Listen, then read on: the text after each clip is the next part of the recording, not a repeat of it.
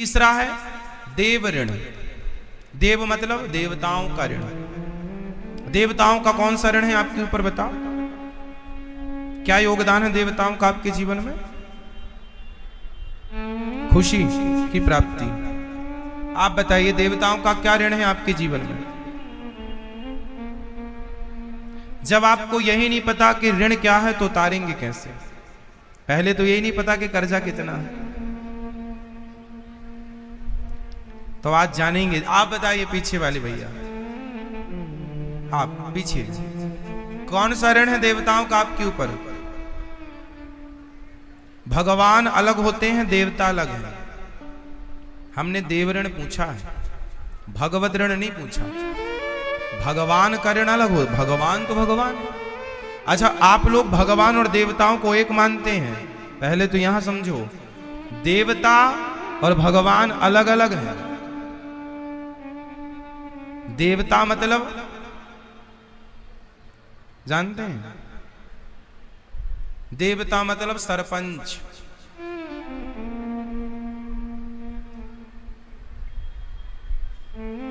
देवता मतलब एक एक कार्य के, आप ये भी कह सकते हैं मंत्री, फलाना उद्योग मंत्री, गृह मंत्री, ये भी समझ लो। देवताओं के पास एक डिपार्टमेंट, आप इसके स्पेशलिस्ट हैं। तो आप लोग देवताओं के ऋणी हैं। पहला ऋण, अब देखो आपको पता ही नहीं कि देवताओं का हम पर क्या ऋण है। अब मैं ऋण गिनाता हूं, क्या क्या ऋण है किस देवता का, सुनो। जैसे सूर्य भगवान का ऋण है हमारे ऊपर, वो हमें नित्य प्रकाश देते हैं। आप बिजली जलाते हैं, बिल देते हैं, सूर्य भगवान से प्रकाश ले रहे हैं, कौन सा बिल देते हैं?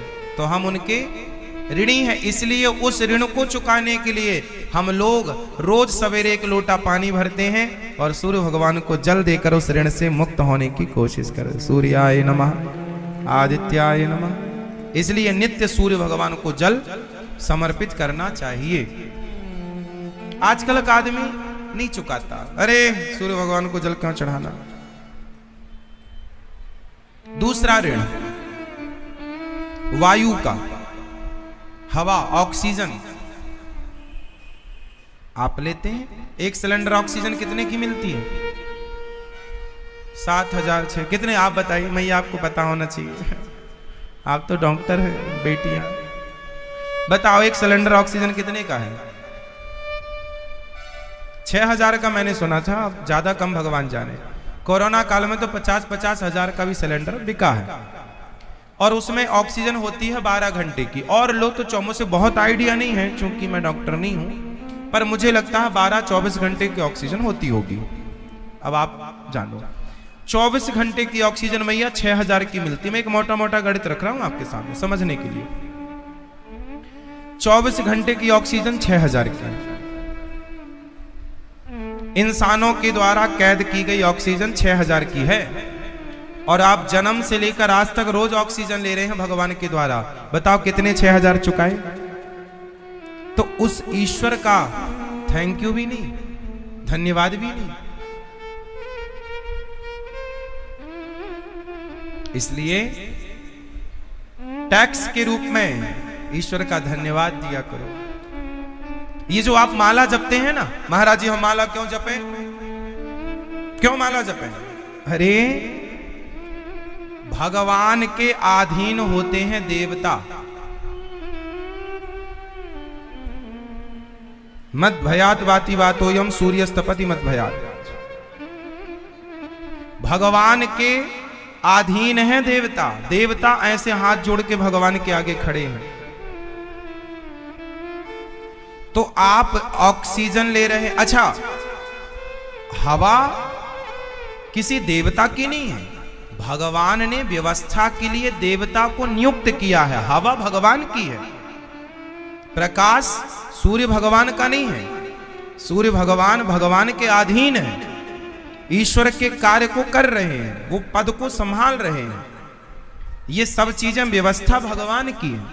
अग्नि, अब आप लोग अग्नि का प्रयोग करते हैं, बिना आग के आप भोजन नहीं बना सकते।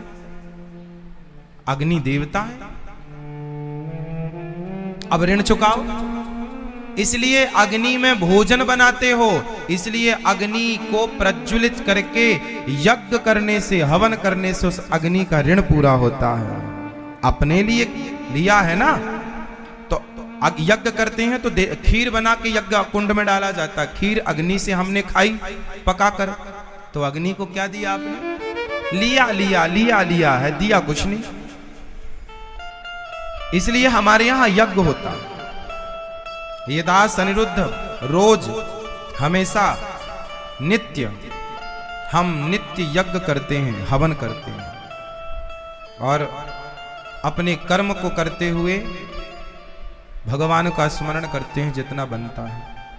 हम रोज कितने भी व्यस्त हों, बिना यज्ञ किए हम भोजन नहीं करते। कहीं भी रहें, जब किसी रास्ते में है तो मानसिक कर लेते हैं, नियम न टूटे। बाकी यज्ञ रोज करते हैं। हमारे पिताजी जब हम बहुत छोटे छोटे थे ना, तब हम पिताजी को देखा करते थे, वो रोज हवन करते थे, रोज यज्ञ करते थे, उनसे हमने सीखा। अब जब हम यज्ञ करते हैं तो बगल में छोटा पुत्र आकर बैठता है, वो कहता पिताजी हम भी यज्ञ करेंगे, तो वो भी आहुति डाल देता है। सिखाना नहीं पड़ता, आप करते रहो अच्छे कार्य, बच्चे सीखते चले जाते हैं।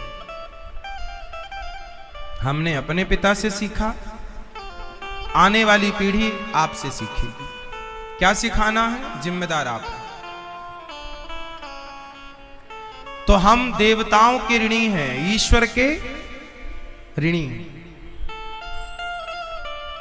और बताओ, हमने इतने बताए ना, अब आप बताओ कि और क्या ऋण है आपका, किस देवता का कौन सा ऋण है आपके ऊपर, आप बताओ। जल, हाँ पानी, जल। और बताओ, आप बताओ और क्या ऋण है आपके ऊपर, किस देवता का?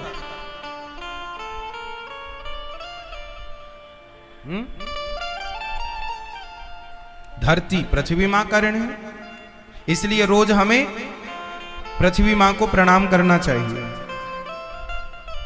जल का ऋण है, इसलिए रोज जल लेकर के और भगवान को स्नान कराना चाहिए। तो भगवान को स्नान कराने से जल के ऋण से मुक्ति मिली कि उस जल को हमने भगवान से मिलाया। और ऋण बताओ दादाजी, आप बताओ, आप और क्या ऋण है देवताओं का आपके ऊपर?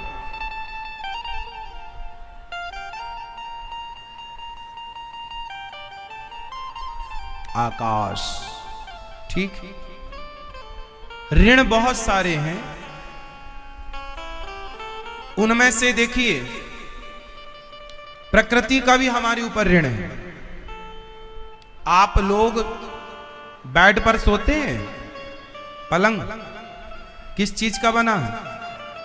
आप में से कितने लोगों का पलंग लकड़ी का? हाथ उठाओ, जिसका बेड लकड़ी का वो हाथ उठाएंगे, है ना? लकड़ी का है, मतलब आपने प्रकृति से लकड़ी ली तो आप ऋणी हैं। लकड़ी का बेलना होता है, लकड़ी की चौकी होती है, लकड़ी का बिस्तर, लकड़ी का, है ना, चारपाई, खटिया, पलंग, बिस्तर वही है लकड़ी का। पहले बहुत प्रयोग था, लकड़ी की लाठी, बुढ़ापे में बेटा साथ छोड़ दे तो लकड़ी की लाठी। संत लोग लकड़ी की ही खड़ाऊ पहनते हैं। लकड़ी से लोग अपने घर को डेकोरेट करते हैं। आज तो फैशन है ना भाई, बहुत खर्चा है लकड़ी का। अब मैं सवाल ये करूं कि आपने जंगलों से इतनी मात्रा में लकड़ी ली, दिया क्या? एक पेड़ तो कम से कम लगाए होते। एक एक पेड़ भी लोग लगाएं तो शायद उस लकड़ी के ऋण से मुक्त हो जाएं, उस जंगल के ऋण से मुक्त हो जाएं। प्रकृति का अभिन्न अंग है जंगल। प्रकृति का अभिन्न अंग क्या है? जंगल। हमने लिया है, दिया कुछ नहीं, इसलिए हम ऋणी हैं। इसलिए ना जो ऋणी लोग ना छाती फैला के चलता है, ऐसे ना चलो साहब। जिसके माथे पे कर्जा होता है ना, वो ऐसे ऐसे नहीं चल सकता। और चले तो एक नंबर का मूर्ख है, कर्जे का घी पी पी के छाती फुला रहा है। ऋणी हो इसलिए नम्र होके चलो, हे प्रभु हम आपके आप इतने लोग बैठे हैं, बताओ आप में से कितने लोग ऐसे हैं जो भगवान का ऋण चुका सकते हैं? चुका सकते हो? चलो भगवान का छोड़ो, आप में से कितने लोग ऐसे हैं जो अपनी मां का ऋण चुका सकते हैं? मां, जननी, आप कितने लोग हैं जो अपनी मां का ऋण चुका सकते हैं? है कोई? है कोई ऐसा जो अपने पिता का ऋण चुका सके? है कोई जो देवताओं का ऋण चुका सके? नहीं। इसलिए जल चढ़ाया करो सूर्य भगवान को, और घर में अमावस पूर्णिमा को, एकादशी या जो भी बढ़िया तीज त्योहार आए तो सत्यनारायण भगवान की कथा सुना करो। इसी बहाने आपके घर पर एक छोटा सा यज्ञ हो जाएगा। इसी बहाने आप ऋण से पूर्ण होने के लिए कुछ प्रयास करते हो तो नहीं पाएंगे, फिर भी प्रयास। हम प्रकृति के ऋणी हैं। हम किसान गेहूं बोता, धान बोता, सोयाबीन बोता, मक्का बोता है ना, प्रकृति हमें देती है फसल। अब हम ऋण कैसे उतारेंगे? इसलिए हम जब पहली रोटी बनाते हैं तो गाय को खिलाते हैं। हम जब भोजन बनाते हैं तो पहली थाली निकालकर भगवान को भोग लगाते हैं। दीन दुखी गरीब जरूरतमंद को पहला भोग लगाते हैं। प्रभु आप ही इस रूप में आकर के और आप प्रसाद ग्रहण कीजिए, क्योंकि प्रकृति ने केवल हमारे लिए दिया ऐसा नहीं। प्रभु पहले आप ग्रहण कीजिए फिर हम ग्रहण करेंगे। इसलिए हमारे यहाँ खाना खाने की परंपरा नहीं है। चलो बेटा खाना खा लो, ये गलत सेंटेंस है। चलो बेटा प्रसाद पालो। पत्नी बोल दे चलिए जी प्रसाद, चलिए जी खाना खा लीजिए, गलत है ये। चलिए जी प्रसाद पा लीजिए। क्या पालो मेरी माँ? आप लोग बोलते हैं ऐसे चलिए जी? क्या बोलते हैं? बोलो मैया क्या बोलती हो आप? उन्होंने ही भागवत जी लिखी, 18 पुराण लिखे, वेदों के 4 भाग किए, श्री वेदव्यास जी। तो वेदव्यास जी ने गीता ना लिखी होती तो हम किस ज्ञान पर चलते? तो उन्होंने लिखी तो हमारे लिए आधार मिला, इसलिए हम उन देवता उन ऋषियों के बोलो ऋणी। और सुनो, आप में से कितने लोगों को कबीरदास जी का कोई ना कोई दोहा याद है? आपको कबीरदास जी का कोई दोहा याद है? किस किस को याद है कबीरदास जी का कोई भी दोहा? किस किस को याद है? आप सुनाओ। काल करे सो आज कर, आज करे सो।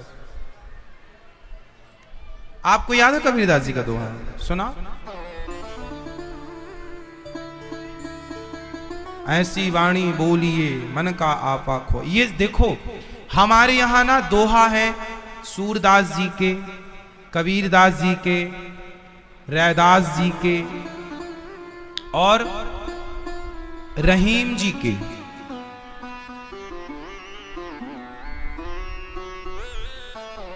तो अब बताइए इन संतों के द्वारा कहे गए दोहे आज भी समाज में सटीक बैठ रहे हैं और लोग आज भी इन दोहाओं से कुछ ना कुछ सीखते हैं, प्रेरित होते हैं। बड़ा हुआ सो क्या हुआ, सबको याद है। बड़ा बोलो, बड़ा हुआ सो जैसे पेड़ खजूर। अब देखो एक दोहे में कितनी बड़ी बात कह दी गई कि आदमी इतना बड़ा हो के क्या करेगा कि किसी के काम ही नहीं आता। मतलब कितनी गहरी बात शब्दों से पिरो दी, शब्दों में। बड़ा हुआ सो क्या हुआ जैसे पेड़ खजूर, पक्षी को छाया नहीं। कबीरा सब जग निर्धना, धनवंता नहीं कोय। धनवंता सोई जानिए जिखे राम नाम धन होए। रही मन धागा प्रेम का, मत तोड़ो चटिकाए। टूटे से फिर ना जुड़े, जुड़े तो गांठ पड़ जाए। रे मन सब सो निरस है सरस राम सो होए, उचित सिखावन देत है निस दिन तुलसी। तो ये तुलसीदास जी का दोहा, दोहावली का। तो इन ऋषियों का उपकार हम पर आज भी है। वो कितने लोग मानते हैं कि ऋषियों का एहसान है? आप सब कहीं ना कहीं ऋषि मुनियों की वाणी दोहों के रूप में, श्लोकों के रूप में, सूक्तियों के रूप में सुनते है ना। अहिंसा ही परमो धर्मः, सत्यम ब्रूयात प्रियम ब्रूयात, सब आप लोग ये सब प्रचलित बातें हैं। वसुधैव कुटुंबकम,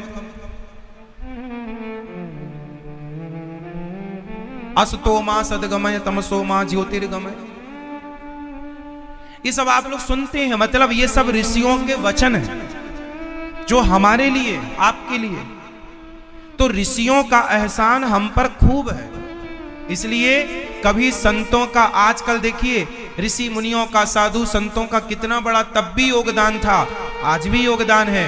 इसलिए कभी भी इन संतों का किसी भी प्रकार से अपनी वाणी से अनादर ना हो, अपमान ना हो, संतों के लिए कोई गलत भाव ना हो, गलत बात ना हो, सदा संतों का सम्मान हो। क्योंकि संतों के ऋण से हम कभी उऋण हो ही नहीं सकते। ऋषियों के ऋण से हम उऋण नहीं हो सकते। इसलिए हम सबको ऋषियों को प्रणाम करना चाहिए। इसलिए हमारे यहाँ सप्तर्षि हैं, सप्तऋषि। सप्तऋषि कौन कौन से हैं? कश्यपोत्री वसिष्ठस्य, विश्वामित्रोथ गौतमः, जमदग्निर भरद्वाज। ये 7 कौन कौन से? कश्यप अत्रि, कश्यपोत्री वसिष्ठस्य, वशिष्ठ जी, कश्यप अत्रि वशिष्ठ, कश्यपोत्री वसिष्ठस्य, विश्वामित्र गौतमः, गौतम विश्वामित्रोथ गौतमः, जमदग्निर, जमदग्निर भरद्वाज। सप्तऋषि। सप्तऋषि के तारे भी आप देखते होंगे आकाश में। ये ऋषि मुनि हैं जो आज भी किसी न किसी रूप में प्रकट होकर के और अपनी संस्कृति को बढ़ाते रहते हैं। आज भी ऋषि मुनि धरती पर आते हैं, किसी किसी महासंत के रूप में, किसी योग्य व्यक्ति के रूप में, और समाज को सही मार्गदर्शन दे करके विदा हो जाते हैं। तो 4 ऋण से आप ऋणी हैं। कितने ऋण हो गए आपके ऊपर? मैया पहला ऋण क्या बताया था हमने? चारों फटाफट रिवीजन कराओ, मैं भूल गया। आप बताओ पहला क्या था मैया? 4 ऋण पहला क्या था? अमावस्या,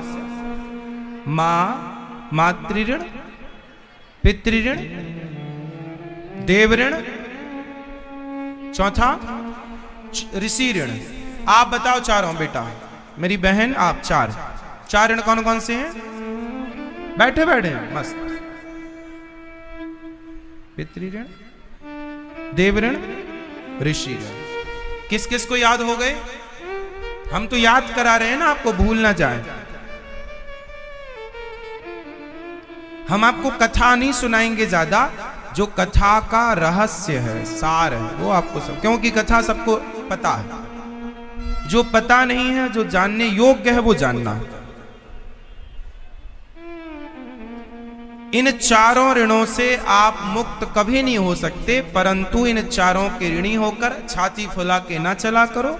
सदा अपने आप को कर्जीला मानो और सदा ईश्वर का धन्यवाद दो। हे प्रभु हम आपके ऋणी हैं, हे नाथ हम आपके, हे प्रभु हम पर कृपा कीजिए, हम पर दया कीजिए, हमें अपने चरणों की भक्ति। इसलिए भगवान से प्रेम करो। आपकी माँ, आपका पिता आपको जो दे सकते हैं उनसे करोड़ों गुना ज्यादा ईश्वर ने आपको दिया है। हम सब ऋणी हैं। इसलिए कभी अपनी माँ से ना ऐसी बड़ी आवाज में बात नहीं करनी चाहिए, तुमने हमारे लिए क्या किया।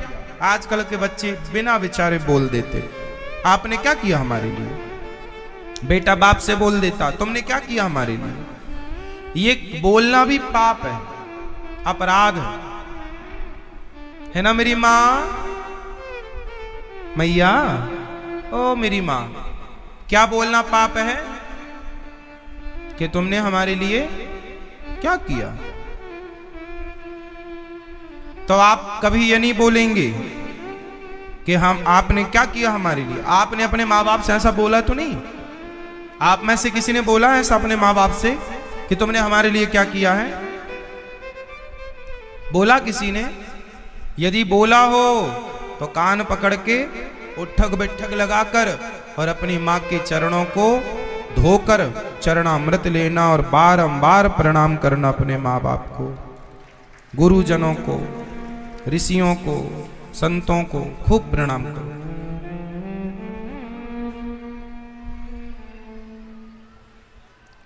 अब श्री भागवत जी में प्रवेश। जन्माद्यस्य यतोऽन्वयादितरतश्चार्थे सुभिज्ञः स्वराट् तेने ब्रह्म हृदय आदि कवये मुह्यन्ति यत्सूरयः तेजो वारि मृदाम यथा विनिमयो यत्र त्रिसर्गो मृषा धाम्ना स्वेन सदा निरस्तकुहकं सत्यं परम धीमहि। सत्य स्वरूप परमात्मा भगवान कैसे हैं? सत्य, कल हमने बताया ईश्वर कैसे हैं। ईश्वर सत्य हैं और हम लोग भगवान सच्चे और हम सब झूठे। मैया जहां कचरा गांव का फेंका जाता तो कहावत बनी कि घूरे के दिन भी बदलते हैं। जहां घूरा हुआ करता था वहां कई बार मंदिर भी बन जाते हैं, लोग अपना माथा भी झुकाते हैं। तो समय कब बदल जाए, इसलिए धर्म ना छोड़िएगा। सबसे कीमती है धर्म, और धर्म मीन्स सत्य। अपना सत्य ना छोड़ो, अपना धर्म ना छोड़ो। दया धर्म का मूल है, दया ना छोड़ो। तो धर्म उन्हीं के पास होगा जिनके पास सत्य होगा। आज भगवान किनके पास हैं? आप में से कितनों के पास भगवान है? हाथ उठाओ। जिस जिसके पास भगवान है वो हाथ उठाएंगे।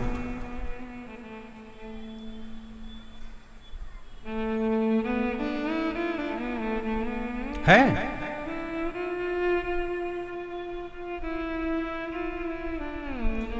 अब गोस्वामी जी क्या कह रहे हैं, किसके पास भगवान है? तो सुनो, जाके हृदय साच है प्रभु ताके हृदय आप। सत्य बराबर तप नहीं, आगे बोलो, सत्य बराबर तप नहीं, झूठ बराबर पाप। और जाके हृदय साच है प्रभु ताके हृदय आप। और जाके हृदय साच नहीं है, ताके हृदय प्रभु नहीं है। भगवान सबके हृदयों में नहीं है। सबके पास भगवान नहीं है। जिनके पास सत्य है, दया है, उनके पास भगवान है। अरे भाई, कुत्ता भी सब जगह नहीं बैठता, पूंछ से साफ करता है फिर बैठता है। तो जिस हृदय में भगवान को बिठाना चाहते हैं आप लोग, वो झूठ कपट की गंदगी में भगवान बैठेंगे? तुम्हारे मन में इतनी झूठ कपट और छल ईर्ष्या द्वेष भरी पड़ी और वहां भगवान बैठेंगे? पहले वो गंदगी ठीक करो, साफ करो। जिसका हृदय सच्चा है उसके हृदय में सच्चे भगवान है। हृदय गंदा है तो गंदी जगह में तो कोई नहीं बैठता, भगवान कैसे? इसलिए सत्य सत्यम ब्रूयात्। तो धर्म सत्य की शरण में है। भगवान के अवतार आज तक कितने हो गए मेरी मां? आज तक कितने अवतार हो गए भगवान जी के? 16, 23। मैया, ओ मेरी मां, पीछे वाली मैया बताएंगी, चश्मा लगाए बैठी हूं कुर्सी पर, कूलर की हवा ले रही हूं मैया।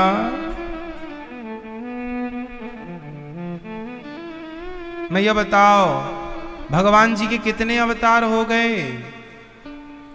23 हो गए, 24वां होगा इसी कलयुग में, अंत में, संबल ग्राम में विष्णु यश नाम के ब्राह्मण के यहाँ। टोटल अवतार हैं 24। भगवान के 24 अवतार कौन कौन से हैं? पहला अवतार भगवान का है सनकादि, सनक, सनंदन, सनातन, सनत कुमार। दूसरा अवतार है बाराह। बताओ 12 अवतार भगवान ने क्यों लिया था? हाँ, पृथ्वी की स्थापना करने के लिए। और किस राक्षस को मारा था? 12 भगवान ने किसे मारा था? आप बताओ, किसे मारा था? हिरण्याक्ष नाम के राक्षस को, जिसने पृथ्वी छिपाई, उसे मारा और पृथ्वी की स्थापना की। किसने? भगवान का दूसरा अवतार बाराह। और 4 बच्चे आपने सुने होंगे, जो 4 ऋषि हैं, छोटे से रहते हैं, सनक, सनंदन, सनातन, सनत, 5 वर्ष की रहते हैं। ये प्रथम अवतार है। भगवान का तीसरा अवतार है नारद जी। नारायण नारायण। नारद जी का अवतार क्यों हुआ? भक्ति का प्रचार करने के लिए। भगवान स्वयं नारद बनकर आए और उन्होंने बताया कि मेरा कीर्तन कैसे किया जाता हो। नारद जी ने कीर्तन कर करके लोगों को भगवान से जोड़ा। चौथा अवतार है भगवान का नर नारायण। नर, आज नर नारायण भगवान कहां विराजमान है? कौन बताएगा? आप में से कितनों को पता है कि नर नारायण भगवान आज कहां है वर्तमान में? कितनों को जो जानकारी है तो बताओ, हाथ उठाओ। देखो कितने सारे लोग हैं जिन्हें पता नहीं है। नर नारायण भगवान मतलब बद्रीनाथ जी। आज बद्रीनाथ जी में 2 पहाड़ हैं, एक नर और नर नारायण का अवतार क्यों हुआ था? कौन बताएगा?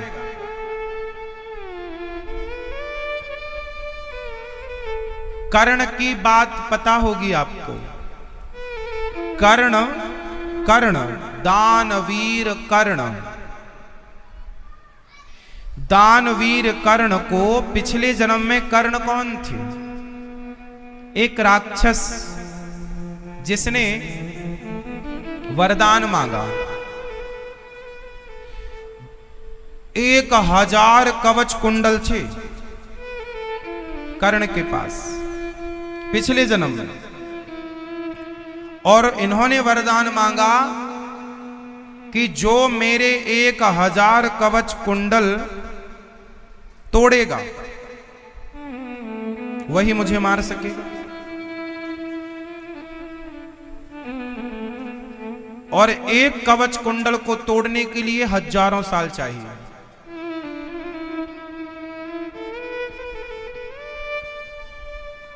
मतलब कुल मिला के अमर हो गए,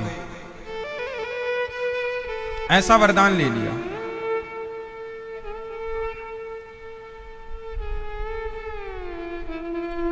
इतना लंबा समय चाहिए और एक साथ अब कैसे काम बने? तब भगवान को नर नारायण का अवतार लेना पड़ा था। तो पहले नर तपस्या करते, तो नारायण युद्ध करते। फिर वो उसकी शक्ति इतनी पावर थी तप के बल से कि फिर नारायण तपस्या करने लग जाते तो नर युद्ध करता, फिर नारायण करते तो नर, फिर नर नारायण, ऐसे तपस्या करते करते 999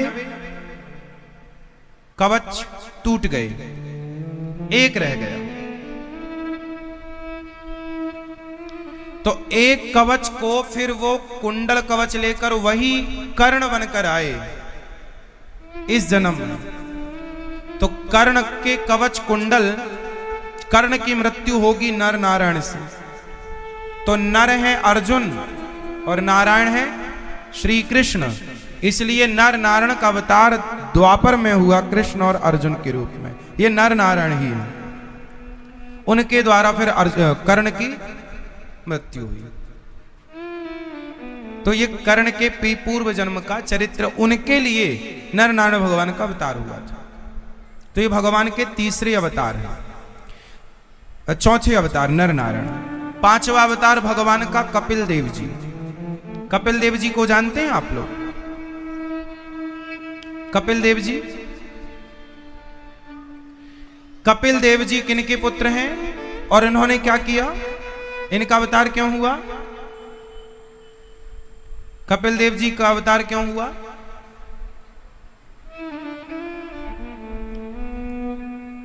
करदम और देवहूति जी के द्वारा कपिल भगवान का अवतार हुआ और इन्होंने अपनी मां को सांख्य शास्त्र का उपदेश किया। जो सांख्य ज्ञान है लुप्त होने की स्थिति में था, तब भगवान ने उसे प्रकट किया।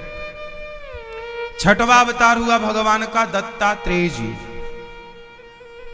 दत्तात्रेय जी के माता पिता कौन हैं? आप अनसुईया जी के पुत्र हैं, महर्षि अत्रि। अनसुईया माँ का नाम सुना है आप लोगों ने? क्या क्या कथा है अनसुईया माँ की? क्या जानते हैं उनके बारे में आप? नाम सुना है? कुछ और भी सुना है नाम के साथ? नहीं। माता अनसुईया के बारे में मैया आप क्या जानती हो? बीच वाली मैया। नहीं, पूरा नहीं, हम कहां पूरा, तो हमें भी नहीं पता। हमारे वेद पुराणों में कितना ज्ञान है, पूरा किसी को नहीं पता हो सकता, पूरा तो हमें भी नहीं ज्ञान। माता अनसुईया का चरित्र तो विस्तार है, पूरा तो हम भी नहीं जानते, पर फिर भी आपसे हम पूछ रहे हैं, हम आपकी इसलिए इसी बहाने ना लोगों को जिज्ञासा बनेगी, हम भी समझें, चीज जाने। अनसुईया माता के बारे में क्या सुना आपने? हाँ, क्या सुना? क्या सुना? कि एक बार ब्रह्मा विष्णु महेश को उन्होंने, हाँ, वो अनसुईया मां जिन्होंने ब्रह्मा विष्णु महेश को भी अपना दूध पिलाया, बच्चे बनाए, और तीनों मां सरस्वती, मां लक्ष्मी और मां पार्वती, तीनों के अभिमान को समाप्त किया माता अनसुईया ने। वो अनसुईया मां वनवास के दौरान माता सीता वहीं से गुजरी थी, तो रावण ने जब माता सीता को चुराया, और उस समय माता सीता ने जो साड़ी पहनी थी, आपको पता है माता सीता को जब रावण चुराया तो माता सीता सूटकेस लेकर तो गई नहीं थी, कहां साड़ी बदल रही थी, कौन सी साड़ी पहनी होंगी? तो आपको बताएं, माता सीता ने उस समय जो साड़ी पहनी थी वो कोई सामान्य साड़ी नहीं थी, वो दिव्य वस्त्र था, और वो वस्त्र माता अनसुईया ने ही प्रदान किया था माता सीता को। दिव्य आभूषण प्रदान किए थे माता अनसुईया ने माता सीता को। पातिव्रत धर्म का उपदेश किया था माता सीता को माता अनसुईया ने। माता अनसुईया सीता मां को अपनी बेटी कहती हैं। वो माता अनसुईया जिनके चरणों को माता सीता प्रणाम करती हैं, वो महर्षि अत्रि जिन्हें भगवान राम प्रणाम करते, उनके पुत्र महर्षि श्री दत्तात्रेय जी। अब दत्तात्रेय जी के बारे में क्या सुना है आप लोगों ने? मैया, दत्तात्रेय जी के बारे में भैया आपने क्या जाना, सुना? क्या सुना? कुछ तो सुना होगा रत्ती भर। हाँ, क्या दत्तात्रेय जी के बारे में कौन जानता है? मैया, ओ मेरी पंखा वाली मैया, आप बता, दत्तात्रेय जी के बारे में आप क्या जानती हो? कुछ नहीं? अरे मेरी माँ, कुछ जानती हो? अभी हम बोलेंगे तो सबको याद आएगा। हाँ हाँ, हम जानते हैं। दत्तात्रेय जी वही हैं जिन्होंने 24 गुरु बनाए। दत्तात्रेय जी ने कितने गुरु बनाए? गुरु एक ही होता है, पर दीक्षा गुरु तो एक होते हैं, शिक्षा गुरु बहुत हो जाते हैं। तो दत्तात्रेय जी ने सबसे सीखा है, जहां जहां से सीखा वो शिक्षा गुरु। कितने गुरु हो गए? 24 गुरु। पृथ्वी वायु अग्नि आकाश सबको गुरु बनाकर।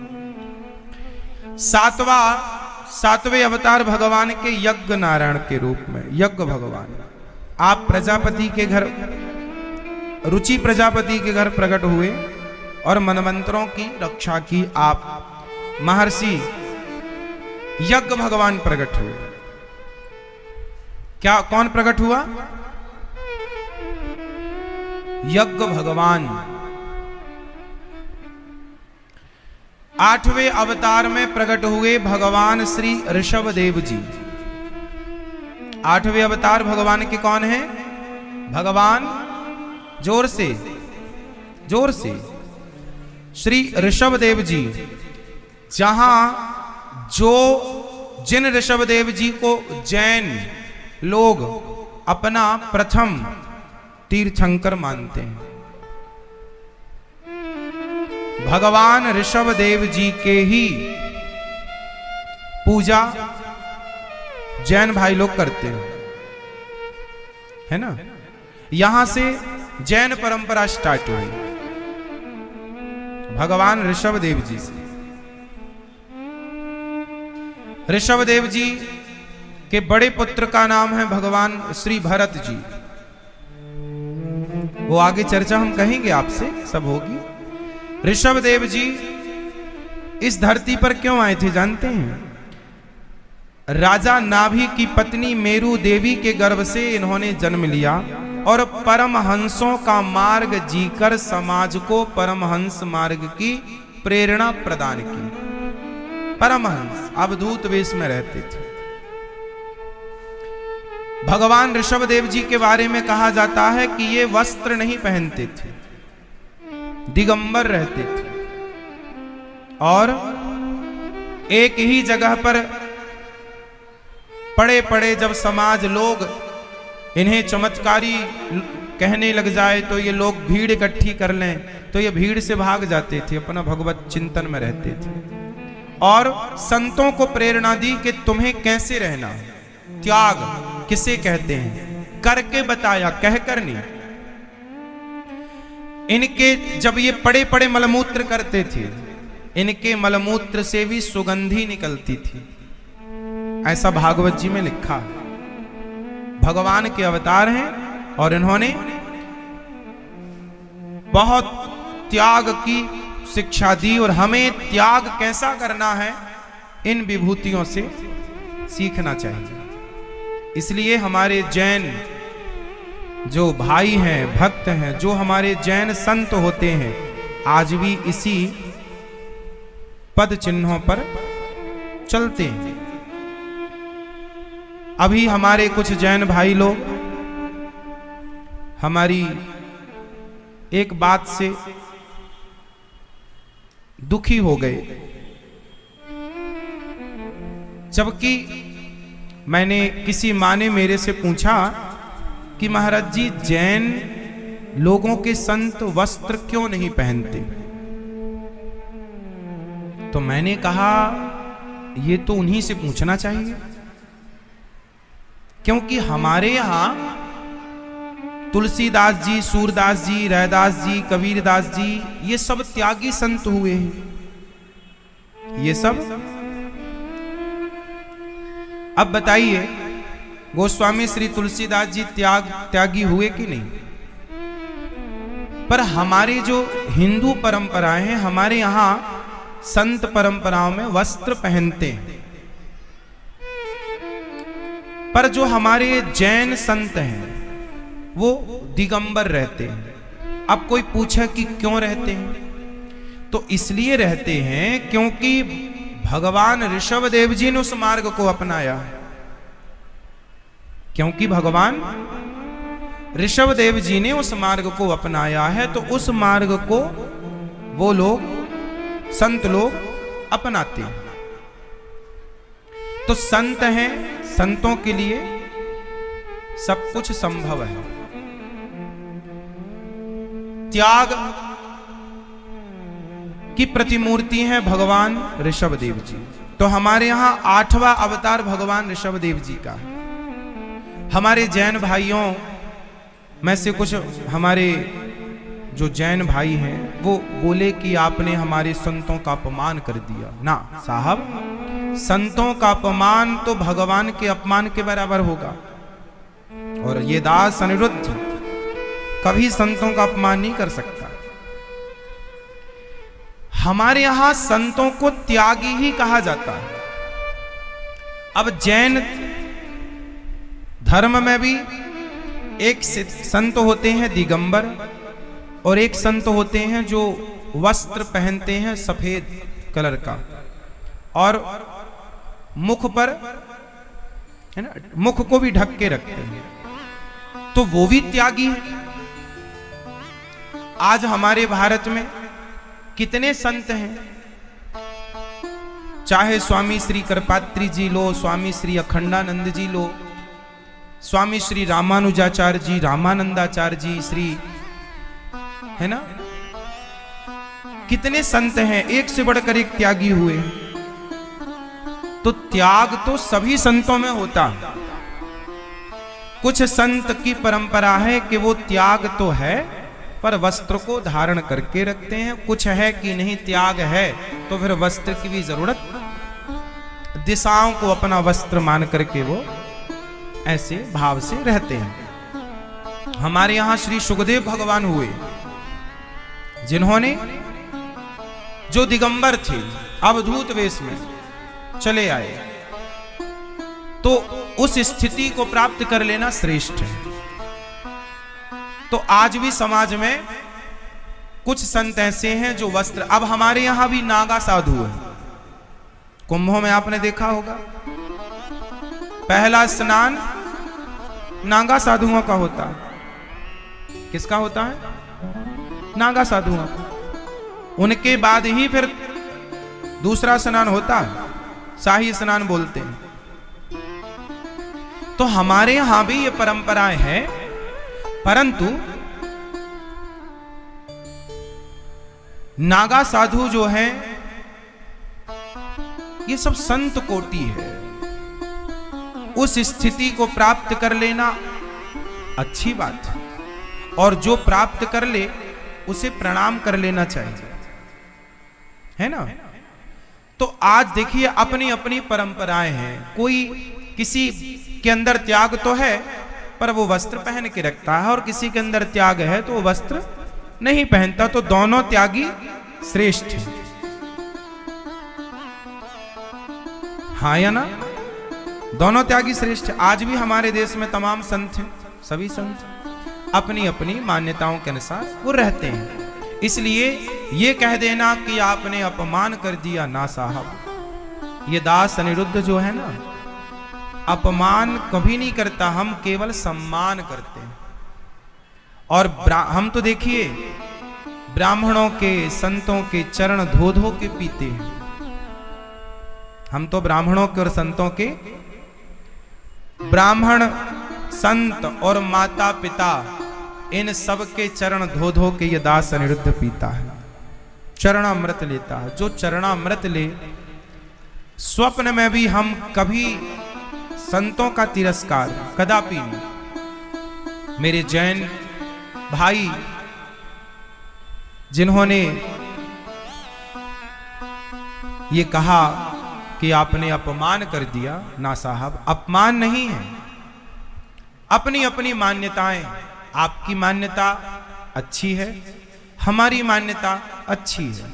आप जो मानते हैं आप अच्छा मानते हैं, हम जो मानते हैं हम भी अच्छा मानते हैं। आप दिगंबर संत जो हैं आप उन्हें त्याग की मूर्ति मानते हैं। हमारे यहाँ जो वस्त्र पहनकर भी संत हैं हम उन्हें भी त्याग की मूर्ति मानते हैं। तो संत तो किसी भी रूप में हो पूज्य है और वंदनीय है, किसी भी रूप में हो, किसी भी स्वरूप में हो, संत का आदर हो। फिर भी मेरे भाई, यदि जैन मेरे भाइयों को यदि बुरा लगा तो ये दास क्षमा प्रार्थी है। तो भगवान श्री ऋषभ देव जी 8वें अवतार हैं। किनके? भगवान ऋषभ देव जी भगवान श्रीमन नारायण के 8वें अवतार हैं। 9वें अवतार हैं भगवान पृथु, 9वें अवतार हैं भगवान पृथु, और 10वें अवतार हैं भगवान मत्स्य। एक बार भगवान मछली बनकर आए। क्या बनकर आए? जोर से, जोर से, मछली, मत्स्य। 11वां अवतार है भगवान का कच्छप अवतार। कौन सा अवतार? कच्छप। 12वां अवतार है धनवंतरी। कच्छप भगवान समुद्र मंथन के टाइम पर आए, फिर धनवंतरी, फिर मोहिनी, ये 14वां 13वां अवतार मोहिनी, फिर 14वां नरसिंह, 15वां वामन, 16वां परशुराम जी, 17वां व्यास जी, 18वां राम, 19वां बलराम जी, 20वां कृष्ण और 21वां बुद्धावतार, 22वां हरि अवतार, 23वां हंस अवतार और 24वां कल्कि होगा। चौथा 24वां कल्कि होगा। भगवान के बहुत अवतार हैं।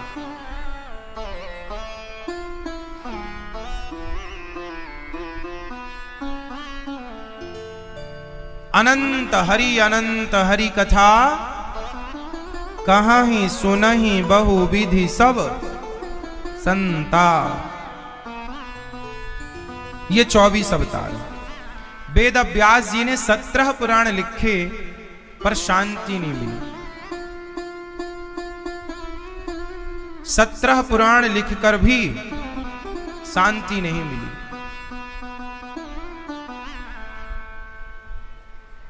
तब नारद जी ने कहा भागवत जी लिखो। क्या लिखो? भागवत। और भागवत जी जब आप लिखेंगे तो शांति का अनुभव होगा। श्री वेद व्यास जी ने भागवत जी लिखी। नारद जी ने आत्मचरित्र, अपना चरित्र बताया, मैं क्या था पहले, अब क्या हूं। पहले मैं दासी पुत्र था, दासी पुत्र से मैं ब्रह्मा पुत्र बना। तप के बल से मेरे संतों की कृपा हुई और संतों की कृपा से मुझे, मैं दासी पुत्र से ब्रह्मा पुत्र बना, संतों के आशीर्वाद से।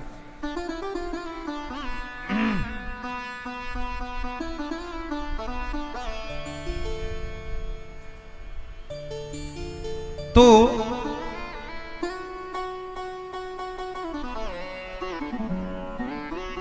श्री नारद जी महाराज कहते हैं, मैं संतों से मंत्र लिया और जब संतों के राह पर चला तो मेरी मां ने रोका, पर मेरी मां को सांप ने डस लिया। मैं मां का अंतिम संस्कार करके और सीधा खूब तप किया। अंत में भगवान का दर्शन हुआ और अगले जन्म में मुझे पुत्र के रूप में भगवान ने स्वीकार किया। वेद व्यास जी ने भागवत की शुरुआत की महाभारत के युद्ध से। महाभारत का युद्ध कहां हुआ था? कुरुक्षेत्र। कितने दिन हुआ था?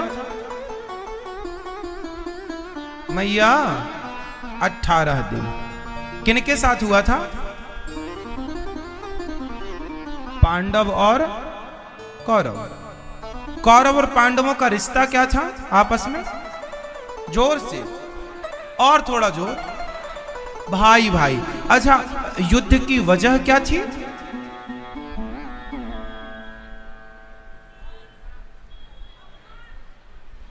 क्या वजह थी?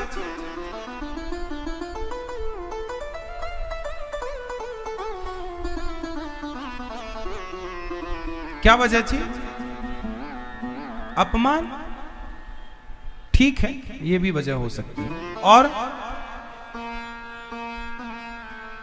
क्या वजह थी? धन।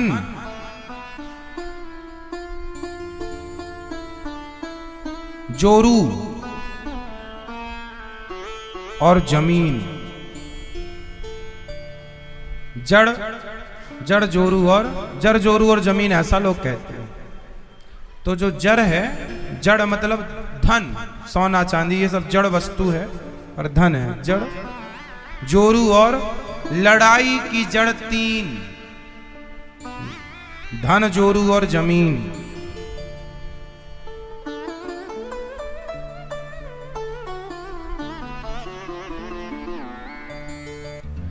तो 3 कारण थे। पहला कारण, महाभारत का युद्ध इसलिए हुआ क्योंकि दुर्योधन पांडवों की जमीन हड़पना चाहता था। भाई जुआ खेला ना, और पूरा हस्तिनापुर इंद्रप्रस्थ कब्जे में लेना चाहा, कब्जे में लेना चाहा।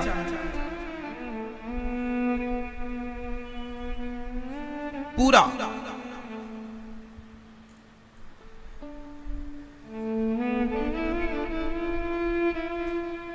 पूरा कब्जा चाहा।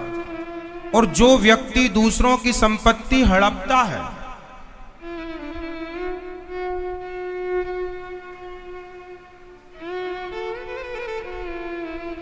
जो व्यक्ति दूसरों की संपत्ति हड़पता है, उसका नाश होता है।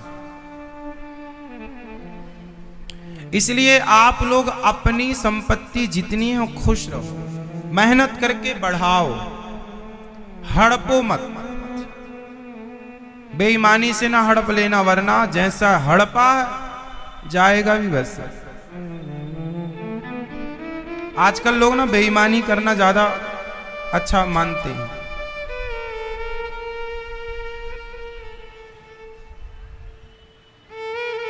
तो पहला कारण क्या था महाभारत का? पहला तो था कि वो संपत्ति हड़पना चाहते थे। दूसरा कारण, जब द्रौपदी का अपमान हुआ और पत्नी का अपमान देखा भीम ने, तो प्रतिज्ञा कर ली तुम 100 को एक मैं ही मारूंगा। तो जोरू अपमान हुआ एक स्त्री का, फिर भीम ने मारा 100 को, प्रतिज्ञा। युद्ध जुआ खेला, सारा सोना चांदी जीत लिया, तो धन, जोरू और जमीन हड़प लिया दुर्योधन ने, कब्जा। और पांडवों को वनवास भेज दिया 12 साल का और 1 वर्ष का अज्ञातवास।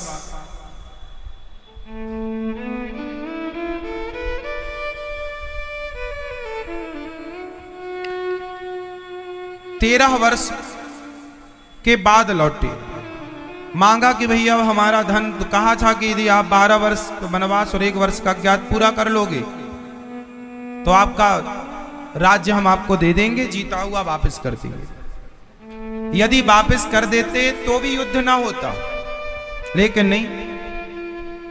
नहीं दिया। महाभारत, अब लड़ो, खूब लड़ो, खूब लड़ो।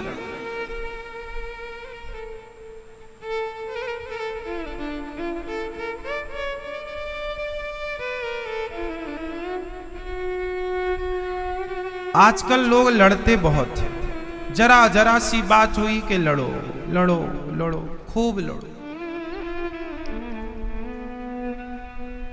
आजकल लोगों को अपने से मतलब नहीं है, दूसरों से।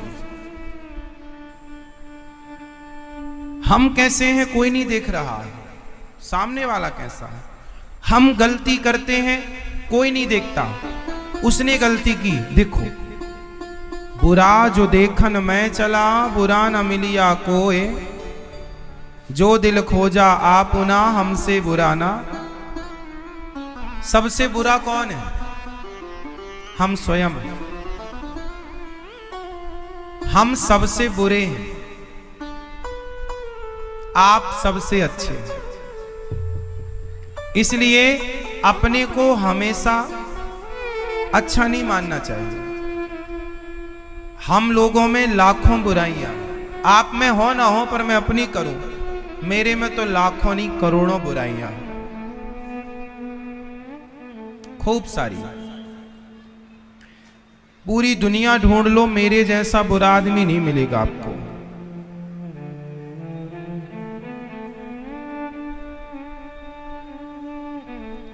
सबसे बुरा मैं हूं। इसलिए मैं आज तक कभी किसी की बुराई नहीं देखता, क्योंकि मुझे अपनी स्वयं की बुराइयां देखने से फुर्सत नहीं मिलती। मैं अपने को ही देखता रहता हूं कि मैं कहां बुरा हूं, मैं कहां गलत हूं।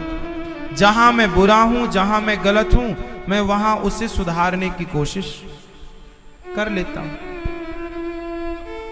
जहां गलती है वहां क्षमा मांग लेने में बुराई नहीं है। इसलिए क्षमा। इतनी सारी गलतियां हम करते हैं, सबसे बड़ी गलती तो ये है कि हमने ये मानव का शरीर पाकर उस परम पिता परमात्मा को भुला दिया जिसने हमें ये दिव्य शरीर दिया। पहली गलती तो हमारी है। आप इसे गलती मानते हैं? हमें ईश्वर ने ये शरीर दिया और हमने आपके शादी के समय, आपके पति ने शादी के पहले आपकी मंगनी के टाइम कुछ दिया था आपको? मैया शादी के पहले कुछ देते ना, अंगूठी वगैरह पहनाते हैं, तो आपको मिली थी अंगूठी? मिली थी आपको मैया? रखी है आपको? मिली थी अंगूठी आपको? सबको आपको मिली थी अंगूठी? आप ठीक है। एक लड़की को अंगूठी दी उसके होने वाले हस्बैंड ने। आजकल तो हस्बैंड ही है, हंस हंस के बैंड बजती रहती है। अब वो पति परमेश्वर वाला फैशन खत्म है। अब अर्धांगिनी कहां, अब धर्म पत्नी कहां, अब तो बीबी बीबी।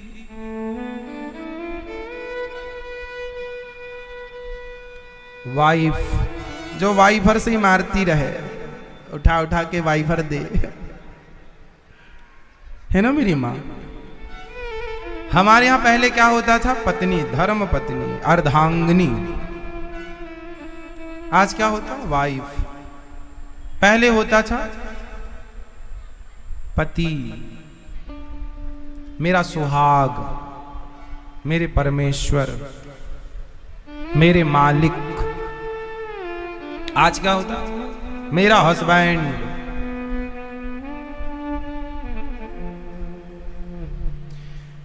जमाना बदल गया, पढ़े लिखे हो गए। एक बहन ने मेरे से सवाल किया काफी दिन पहले, बोले महाराज जी पत्नी अपने पति के पांव क्यों छुए, आप बताओ। अरे लड़कियों का भी कोई सम्मान है? ये पुरुष लोग अपने पांव पड़वाते रहते हैं स्त्रियों से। इस सब्जेक्ट में मैंने कुछ नहीं बोला। मैंने कहा भैया आप मत पढ़ना।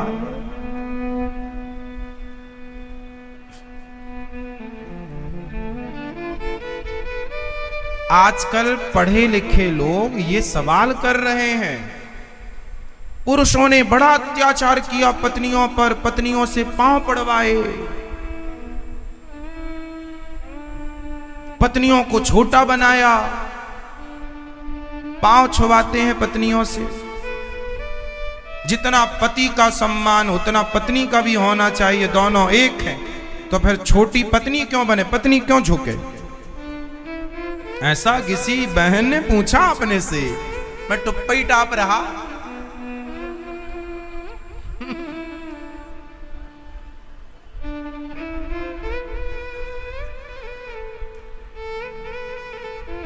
क्या कहता बताओ? अच्छा आप बताओ क्या कहना था मेरे को? मैं तो समझ रहा क्या कहूं। अच्छा आप बताओ क्या कहना था फिर मेरे को?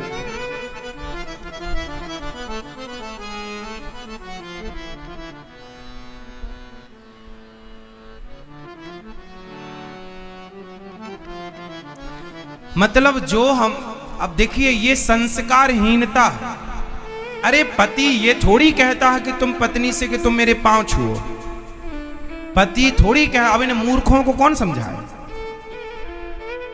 तुम्हारे पास डिग्री है पर अक्कल ना कौड़ी भर नहीं है तुम्हारे पास, एक रत्ती नहीं।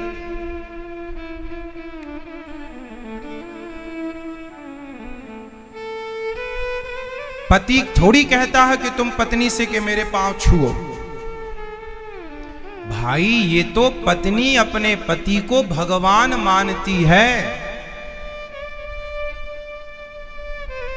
पति अपने पति, पति अपनी पत्नी अपने पति को भगवान